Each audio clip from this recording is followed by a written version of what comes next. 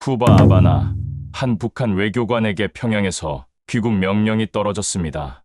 그것은 정치적 보복의 시작을 의미했습니다. 그날 밤, 그는 떨리는 목소리로 아내와 딸에게 말했습니다. 표 끊었다. 5시간 뒤 비행기 탄다. 지금 결정해라. 20년을 충성했지만 돈을 상납하지 못했다는 이유로 4년 반 동안 괴롭힘을 당한 그는 더 이상 버틸 수 없었습니다. 앞집 북한 가족 몰래 새벽 탈출을 시도한 우리 가족, 과연 살아남았을까요? 여러분의 구독과 좋아요 하나하나가 숨겨진 북한의 진실을 세상에 알리는 힘이 됩니다. 리 참사 동지, 이번 달 실적 보고가 또 부실한 애다. 당을 위해서 충성하지 않는 것 같소. 20년 경력 외교관이 정신이 해이해진 거 아닙니까? 전화기 너머로 들려오는 그 목소리를 들을 때마다 저는 온몸에 소름이 돋았습니다. 평양 본부에 있는 후배 간부. 제가 한번 돈을 빌려주지 않았다는 이유만으로 4년 반 동안 저를 괴롭힌 그 사람의 목소리였습니다. 제 이름은 리정만입니다. 올해 58살이고 북한 외무성에서 20년 넘게 외교관으로 일했던 사람입니다. 평양 중구역에서 태어나 자랐고 외국어 대학을 나와 외교관이 되었습니다. 동유럽도 다녀보고 중남미도 다녀봤습니다.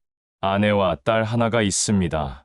쿠바에서는 참사로 일했는데 대한민국으로 치면 과장급쯤 됩니다.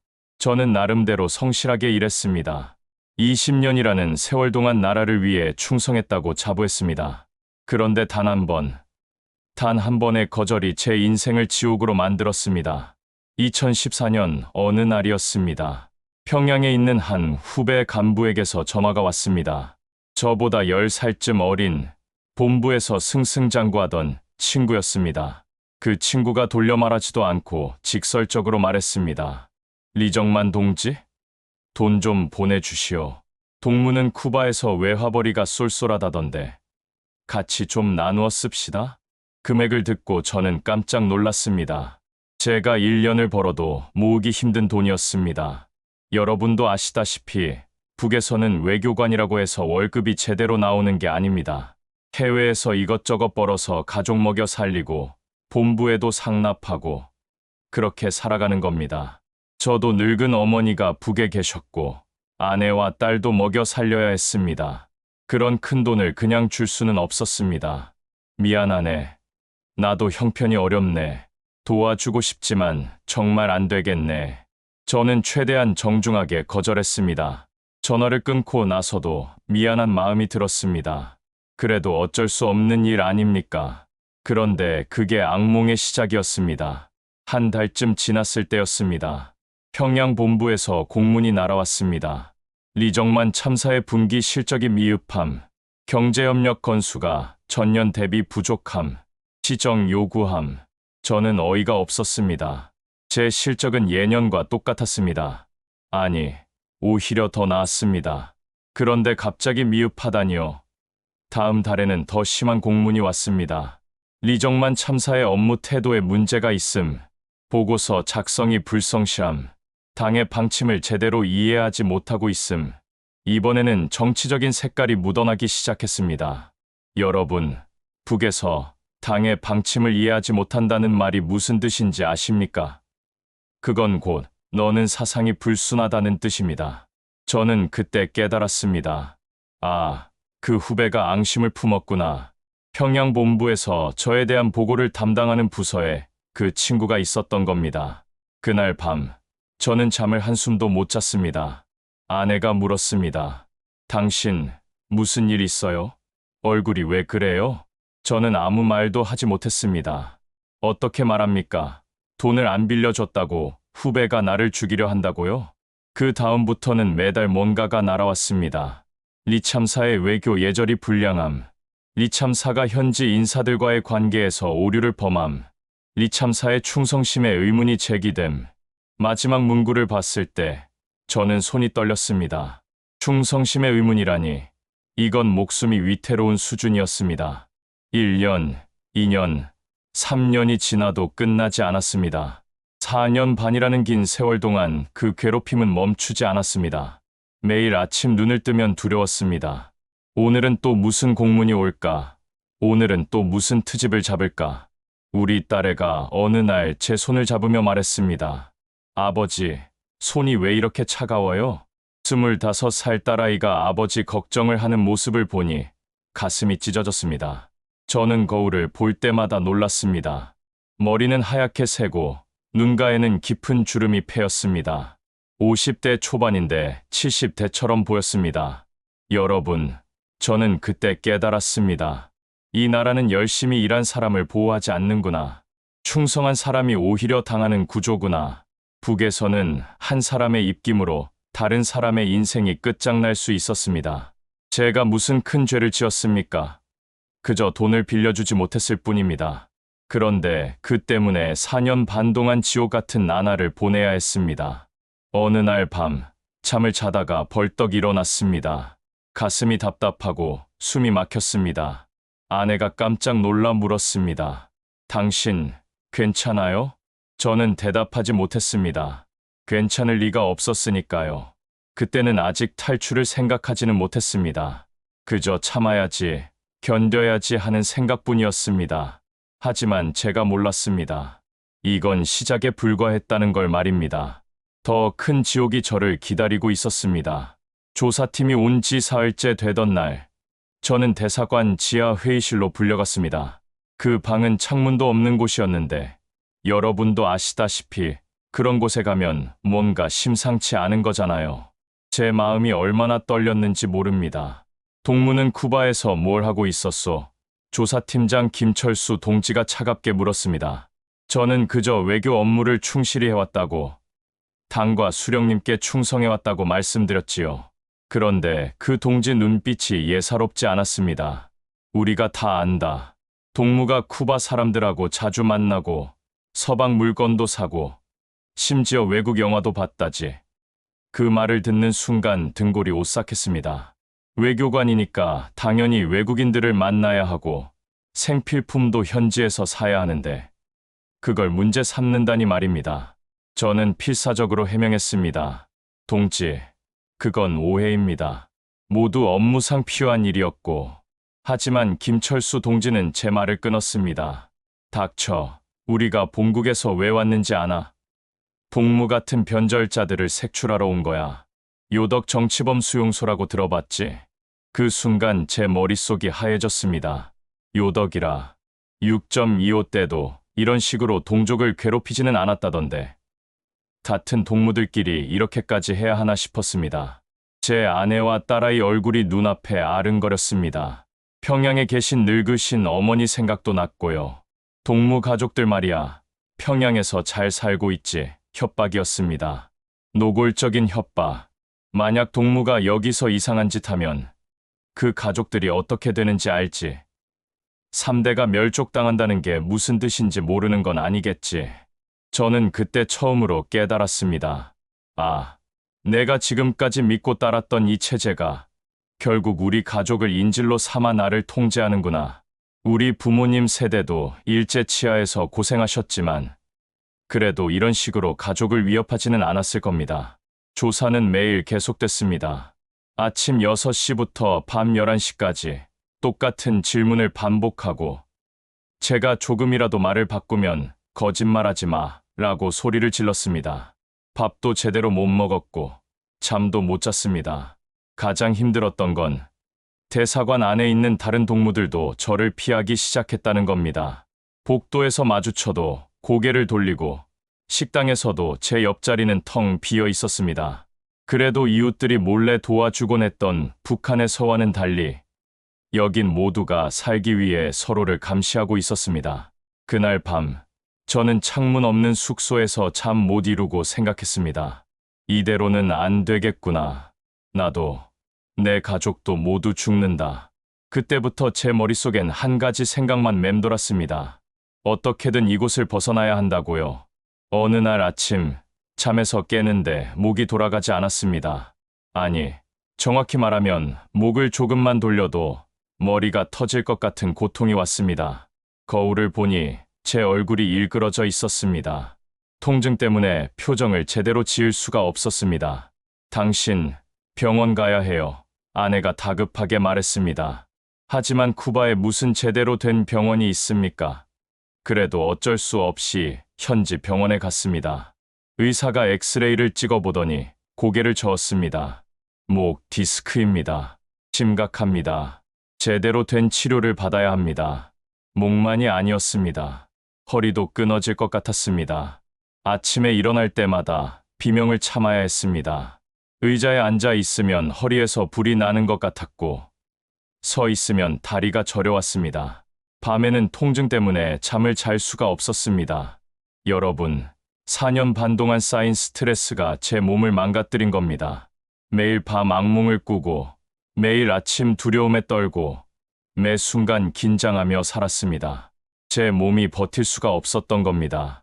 일을 할 수가 없었습니다. 책상에 앉아 있는 것조차 고통이었습니다. 그런데도 평양에서는 계속 전화가 왔습니다. 리 참사, 이번 주 보고는 왜 안 올라왔소? 몸이 아프다고. 그게 핑계가 되겠소? 저는 그때 깨달았습니다. 아, 나는 이 사람들에게 사람이 아니구나. 그냥 일하는 기계일 뿐이구나. 아프든 말든, 죽든 말든, 그들은 관심이 없었습니다. 한 달이 지나고, 2달이 지났습니다. 통증은 점점 더 심해졌습니다. 아내가 제 등을 주물러주면서 울었습니다. 당신, 이러다 큰일 나요. 정말 큰일 나요. 딸에도 아버지가 비틀거리며 걷는 모습을 보고 눈물을 글썽였습니다. 저는 결심했습니다. 제 돈으로라도 제대로 된 치료를 받자. 멕시코에 가면 병원이 있다고 들었습니다. 제가 20년 동안 모은 돈을 다 써서라도 치료를 받아야겠다고 생각했습니다. 정식으로 보고를 올렸습니다. 건강이 극도로 악화되어 업무 수행이 불가능합니다. 자비를 들여 멕시코에서 치료를 받겠습니다. 허락해 주십시오. 답변이 오기까지 일주일이 걸렸습니다. 그 일주일 동안 저는 하루하루를 손꼽아 기다렸습니다. 이제 치료를 받을 수 있겠구나. 조금만 참으면 되겠구나. 그렇게 생각했습니다. 드디어 답변이 왔습니다. 평양 본부에서 온 공문을 펼쳐보는데 손이 떨렸습니다. 리정만 참사의 멕시코 치료 요청, 부결함. 현지에서 버티며 업무에 충실할 것. 외교관은 개인적 사정으로 직무를 이탈할 수 없음. 그 글자들을 보는 순간 머릿속이 하얘졌습니다. 제가 제 돈을 쓰겠다는데도 안 된다고요? 제가 아파서 일을 못하는데도 버티라고요? 이게 사람이 할 짓입니까? 저는 그 공문을 구겨서 바닥에 내던졌습니다. 아내가 깜짝 놀라 달려왔습니다. 당신, 왜 그래요? 무슨 일이에요? 저는 대답할 수가 없었습니다. 분노와 절망이 뒤섞여서 목이 메었습니다.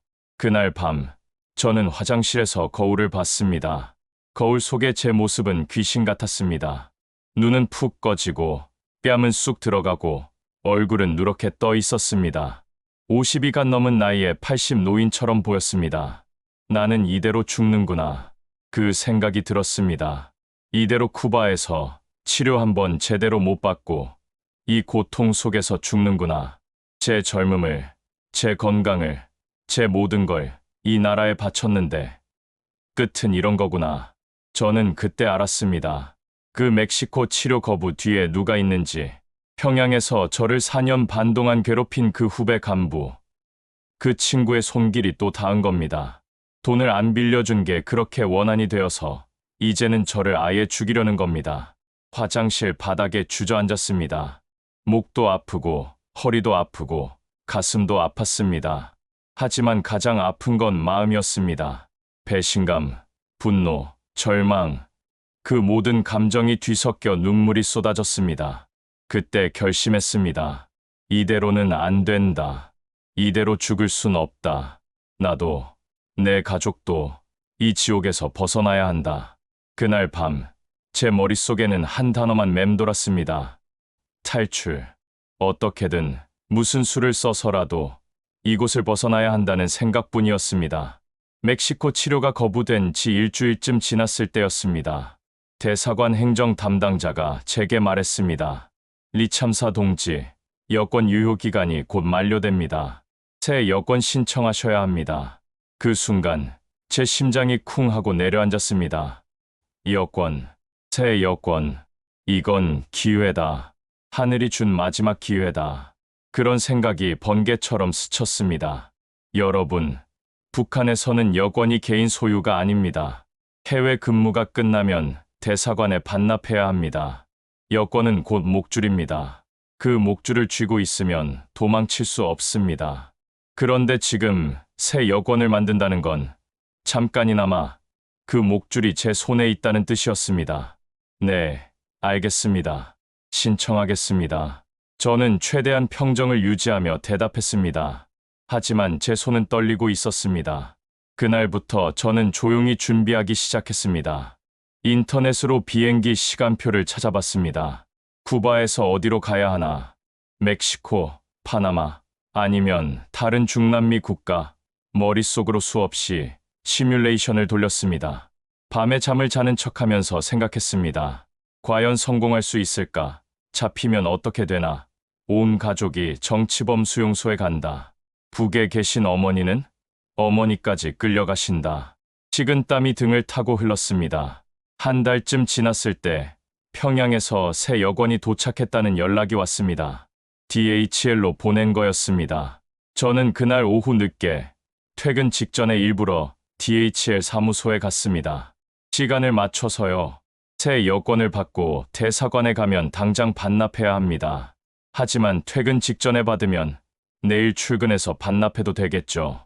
바로 그날 밤이 D-Day였습니다.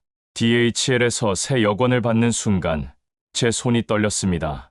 이 작은 책 하나가 우리 가족의 생사를 결정하는 겁니다. 가슴이 터질 것 같았습니다. 집으로 돌아가는 차 안에서 저는 결심했습니다. 오늘이다. 오늘 밤이다. 지금 아니면 기회는 없다. 휴대폰으로 비행기표를 예매했습니다. 내일 새벽 5시 비행기. 가족 3명분. 손가락이 떨려서 몇 번이나 잘못 눌렀습니다. 집에 도착했습니다. 문을 열고 들어서는데 다리에 힘이 풀렸습니다. 아내와 딸이 저녁을 준비하고 있었습니다. 평범한 저녁, 평범한 일상. 하지만 오늘 밤 이후에는 모든 게 바뀝니다. 밥 먹어요. 아내가 말했습니다. 저는 식탁에 앉았습니다. 밥을 떠서 입에 넣었습니다. 하지만 맛을 느낄 수가 없었습니다. 목으로 넘어가지도 않았습니다. 밥을 겨우 몇 숟가락 먹고 나서 저는 아내와 딸을 거실로 불렀습니다. 앉아봐. 할 말이 있어. 제 목소리가 떨렸습니다. 아내가 뭔가 심상치 않다는 걸 느낀 듯 긴장한 표정으로 앉았습니다. 딸도 불안한 눈빛으로 저를 봤습니다. 나는 간다. 짧은 침묵이 흘렀습니다. 아내가 물었습니다. 어디를요? 여기를 떠난다. 북으로 돌아가지 않는다. 탈출한다. 아내의 얼굴이 창백해졌습니다. 딸이 입을 막았습니다. 미쳤어요? 그게 무슨 소리예요? 우리 다 죽어요. 저는 떨리는 손으로 새 여권을 꺼내 보였습니다. 이미 비행기표도 끊었어. 내일 새벽 5시 비행기야. 가족 3명분. 나는 간다. 혼자서라도 간다. 아내가 울기 시작했습니다. 목을 놓아 우는 게 아니라 소리 없이 눈물만 흘렸습니다. 딸도 눈물을 글썽였습니다. 당신 정말 미친 거예요. 북에 계신 어머니는요? 우리 친척들은요? 다 죽어요. 다 알아. 나도 안다고. 하지만 이대로는 내가 죽어. 우리가 죽어. 목 디스크로, 허리 디스크로. 아니면 언젠가 저 후배 놈이 날 평양으로 소환해서 숙청할 거야. 차라리 도망쳐. 제발. 같이 가자. 제 목소리는 이미 울음이 섞여 있었습니다. 거실에는 정적만 흘렀습니다. 시계 초침 소리만 똑딱똑딱 들렸습니다. 한참 후에 딸이 말했습니다. 엄마, 아빠 말이 맞아요. 이대로는 우리 다 죽어요. 아내가 고개를 떨구고 한참을 울었습니다. 그러고는 천천히 일어났습니다. 침묵 속에서 안방으로 들어갔습니다. 그리고 옷장을 열었습니다. 짐을 싸기 시작한 겁니다. 딸도 일어나 자기 방으로 갔습니다. 저도 서재로 가서 중요한 서류들을 챙겼습니다. 세 사람이 아무 말 없이, 소리 없이 짐을 쌌습니다. 그날 밤, 우리 집에는 대화가 없었습니다. 그저 옷 넣는 소리, 서랍 여는 소리, 가방 지퍼 올리는 소리만 있었습니다. 너무 조용해서 앞집에 사는 북한 가족들이 눈치챌까봐 조마조마했습니다. 자정이 넘어서 짐 싸기가 끝났습니다. 우리는 거실 소파에 나란히 앉아서 아무 말 없이 시계만 봤습니다. 새벽 3시에 출발해야 했습니다. 공항까지 차로 1시간, 체크인 시간까지 계산하면 그 시간에는 나가야 했습니다. 그 몇 시간이 제 인생에서 가장 길었습니다. 시간이 가지 않았습니다. 1분이 1시간처럼 느껴졌습니다. 드디어 시계가 새벽 3시를 가리켰습니다. 저는 일어섰습니다. 간다. 한마디였습니다. 이제 돌아올 수 없는 강을 건너는 겁니다. 5장. 챕터 5 탈출 실행. 쿠바 탈출 1300자. 새벽 3시. 저는 현관문 손잡이에 손을 얹었습니다. 그런데 손이 떨려서 문을 열 수가 없었습니다. 심장이 터질 것 같았습니다. 귀에서는 심장 뛰는 소리만 쿵쿵쿵 들렸습니다. 여보, 빨리요. 아내가 속삭였습니다. 저는 심호흡을 하고 천천히 문을 열었습니다. 킥비거. 문 여는 소리가 천둥소리처럼 크게 들렸습니다.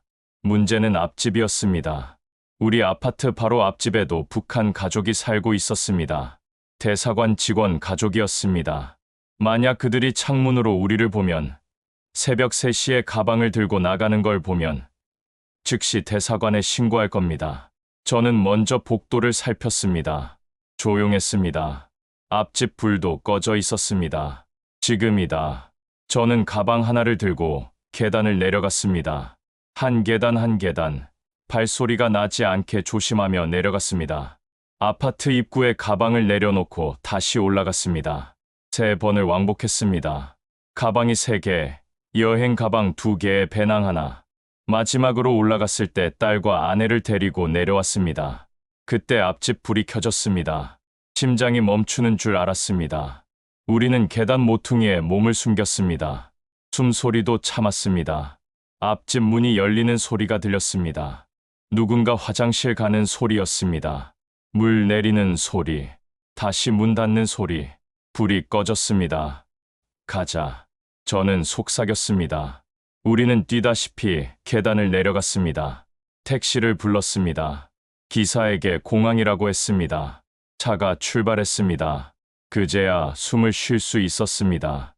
하지만 10분쯤 갔을 때였습니다. 저는 깜짝 놀라 소리쳤습니다. 멈춰.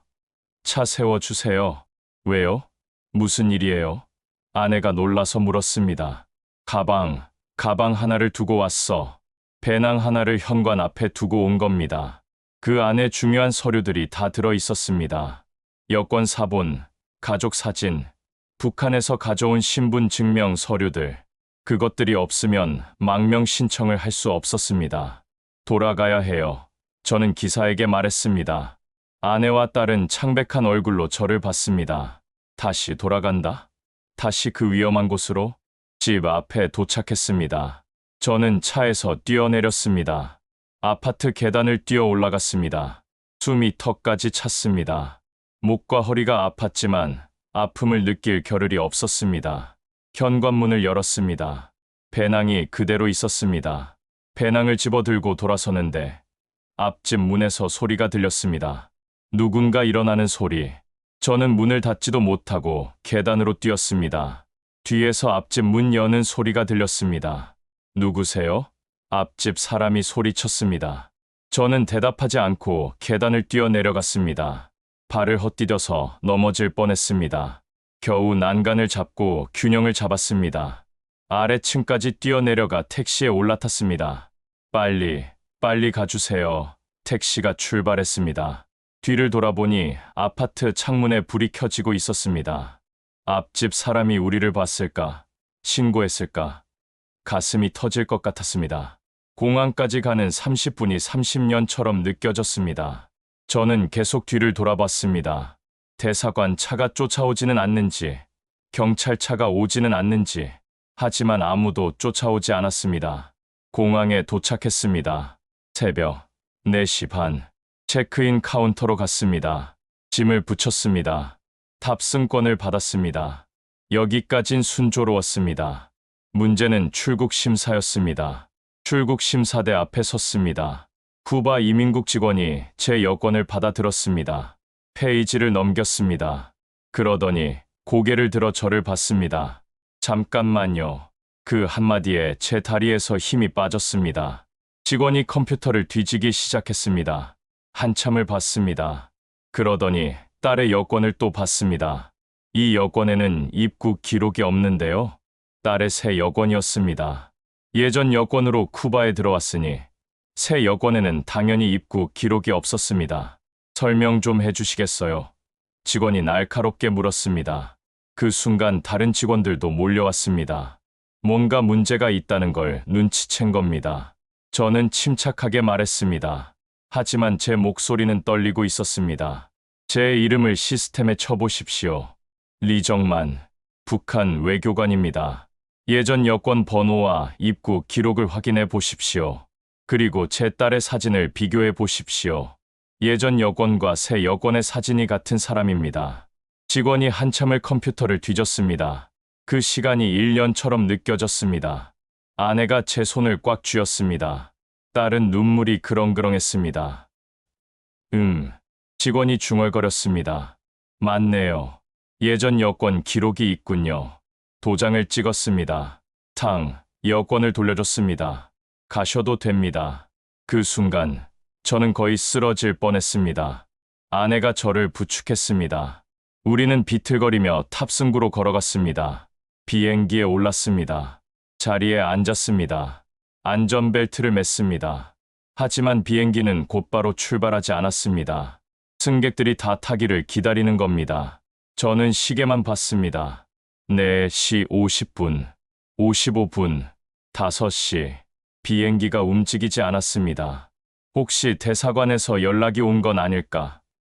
혹시 저를 내리라는 명령이 온 건 아닐까? 5시 10분.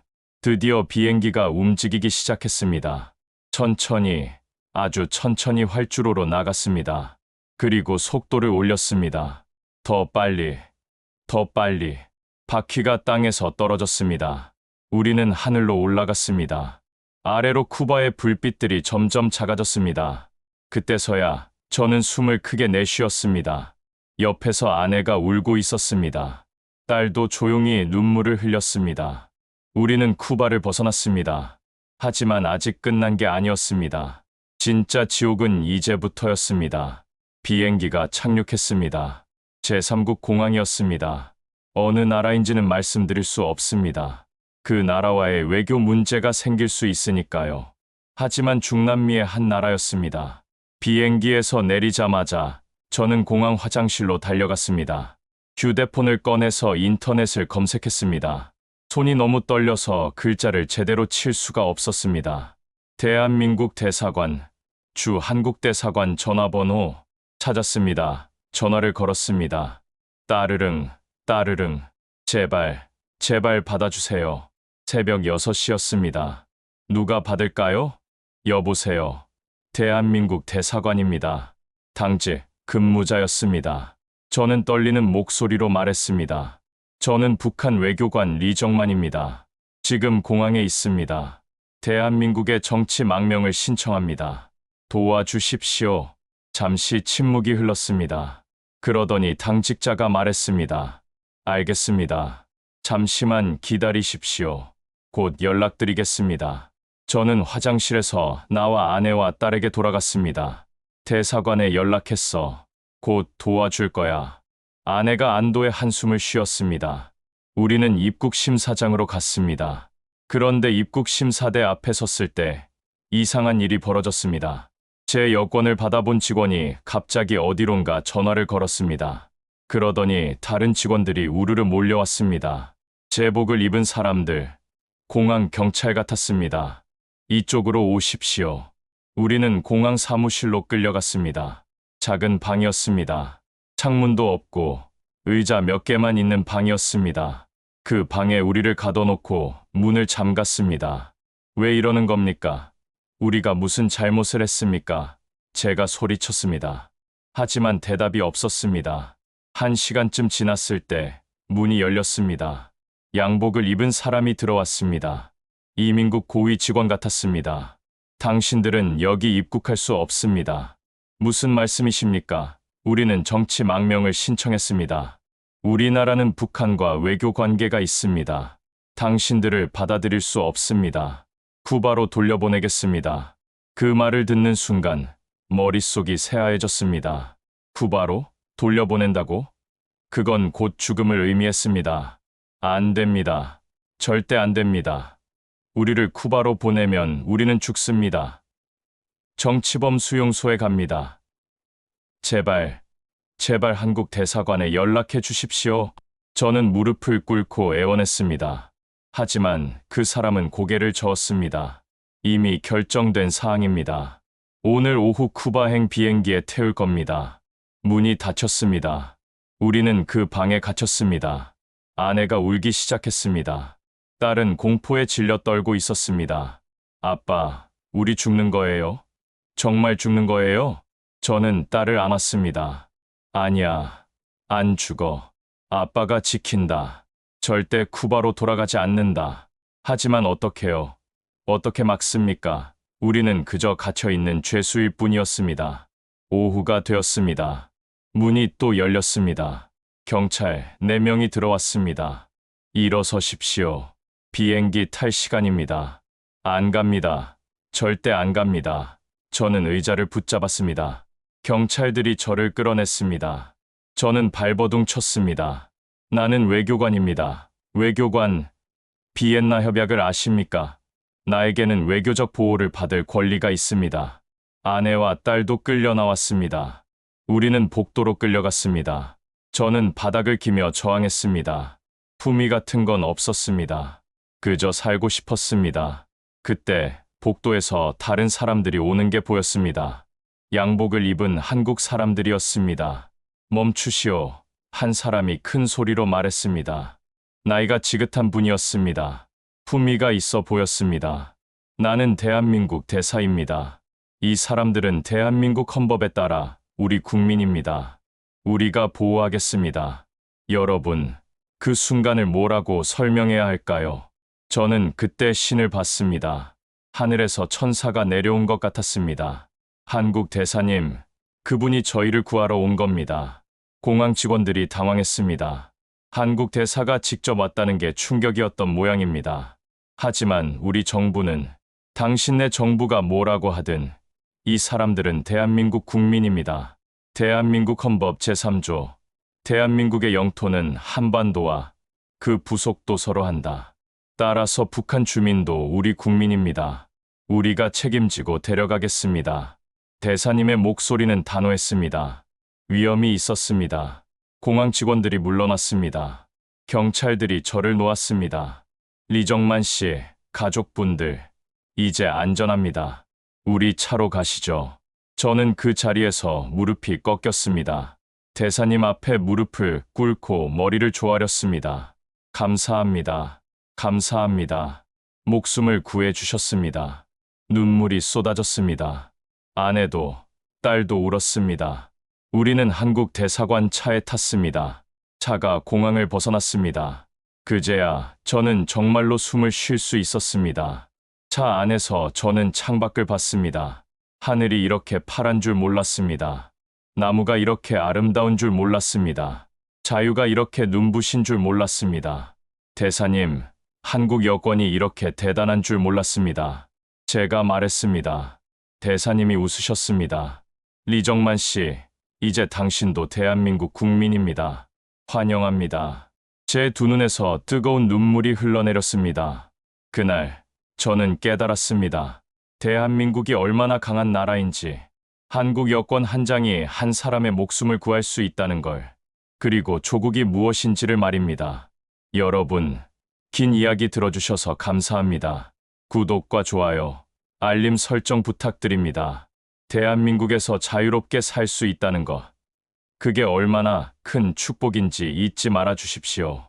감사합니다.